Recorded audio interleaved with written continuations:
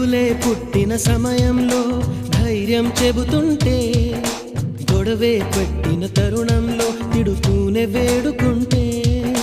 కష్టం కలిగిన ప్రతి పనిలో సాయం చేస్తుంటే, విజయం పొందిన వేళలలో వెనుదట్టి మెచ్చుకుంటే, దాపరికాలే లేకుంటే లోపాలను సరిచేస్తుంటే, ఆట పాట ఆనందం అన్నీ చెరి సగమవుతుంటే ప్రేమంటారా కాదంటారా? ఒకరికి ఒకరై ఉంటుంటే,